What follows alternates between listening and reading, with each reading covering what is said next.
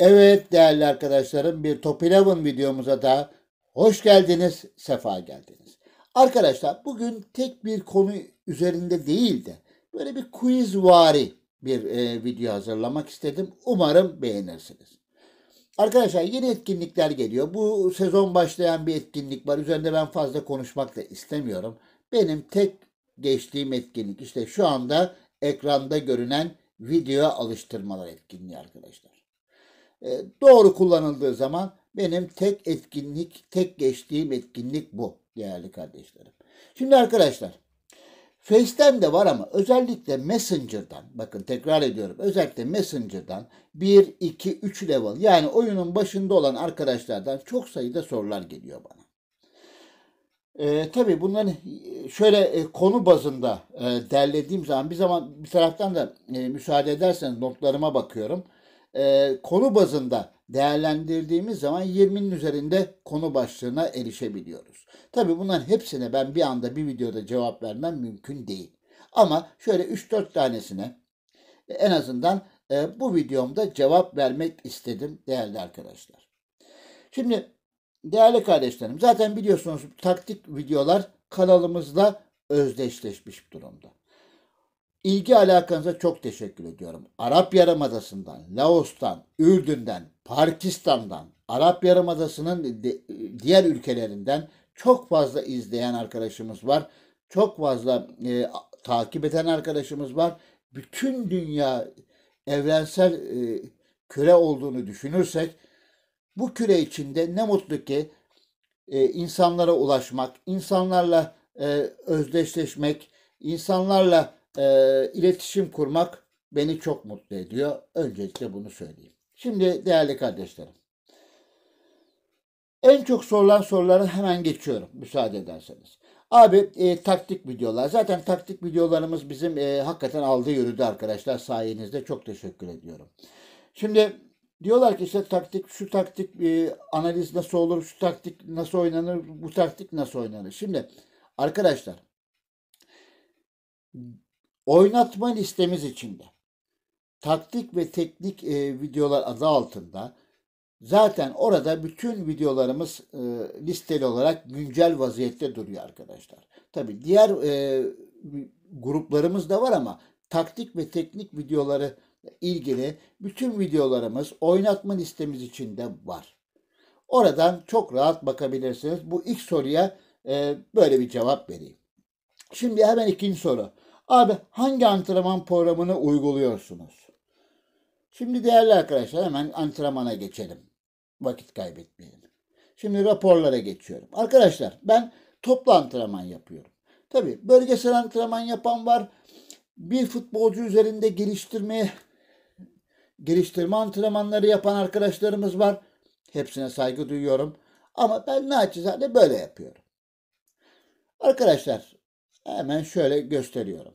Arkadaşlar ben altılı tabii 2x'leri desteklemek kaydıyla kısa bir reklam izleyerek 2x'leri desteklemek kaydıyla değerli kardeşlerim. Altılı bir hücum, altılı bir savunma, altılı bir fiziksel ve zihinsel paket uyguluyorum değerli kardeşlerim. Beceri alıştırmasıyla başlayan, yine beceri alıştırmasıyla biten orta ve kolay ve çok kolay.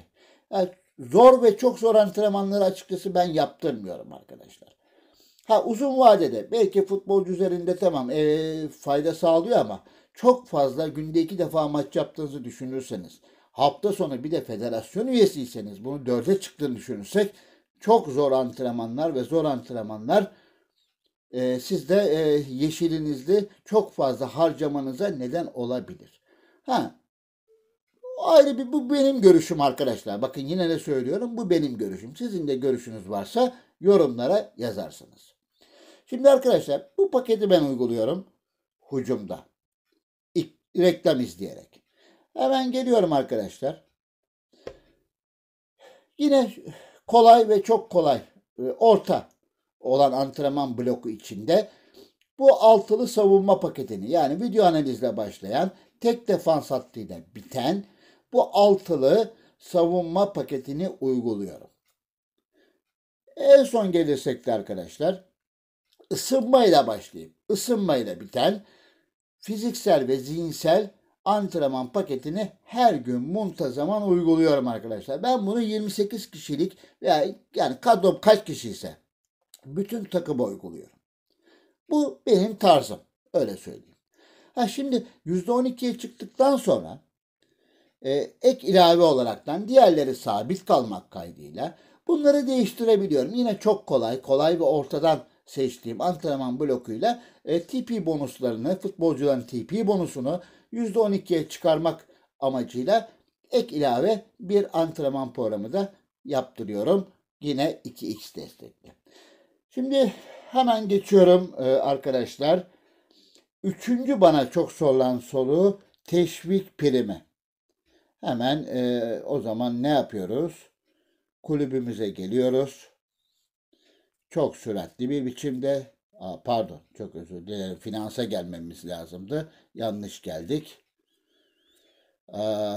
Şimdi arkadaşlar 1, 2, 3. level yani veya 4. neyse yani ilk başlayan arkadaşlar için. Arkadaşlar ilk başlarda çok fazla teşvik primi ne girmeyin.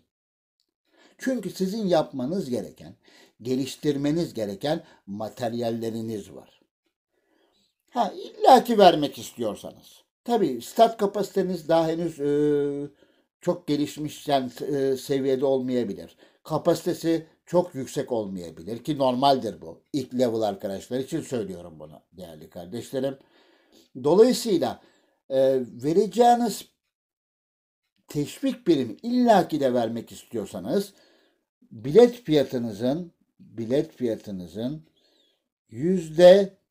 %20'sini geçmezsin.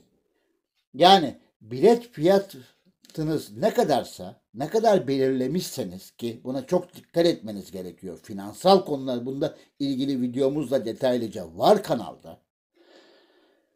%20'sini teşvik primi geçmesin arkadaşlar. Yani %20'nin altında bir teşvik primi verin. Ama ilk level'larda bence çok fazla böyle teşvik primine girmekte çok da mantıklı olmayabilir arkadaşlar. Evet şimdi bir başka genel sorulardan bir tanesi de şu. Arkadaşlar abi nasıl bunları geliştirebiliriz? İşte teşvik biriminden çok daha önemli bir kısma geldik. Yeni başlayan dostlarımız. Şimdi arkadaşlar bakın. Şu altılı paket yani altılı kombin bizim için yani yeni başlayan kardeşler için çok önemli. Zaten oyun sizi yönlendiriyor. Ama tabii bu 1 ayda, 2 ayda gibi kısa sürede yapılacak ve tamamen bitirilecek bir durum değil. Siz level atladıkça biraz daha uzun zamana yayılan bir sürecin sonu. İlk önce arkadaşlar stadyum, otopark, sağlık, antrenman, gençler ve hizmetler. Bir taraftan da notuma baktım. Evet. Yani bunlar çok önemli arkadaşlar. Stadyumunuz büyüdükçe geliriniz artacak. Otopark keza aynı şekilde. Sağlık ilerledikçe, binanız geliştirdikçe ondan materyal elde edeceksiniz. Antrenmanların içinde de yuvacıklar var arkadaşlar. Yani o konuya girersek çok uzar. O konuyla ilgili de video var arkadaşlar. Lütfen kanalımızda oynatma listelerimize şöyle bir göz atın diyorum değerli arkadaşlar. Zaten o soran arkadaşlara da aynı cevabı veriyorum. Oynatma listemizde hepsi var. Eksik olan bir şey de varsa zaten tamamlıyoruz.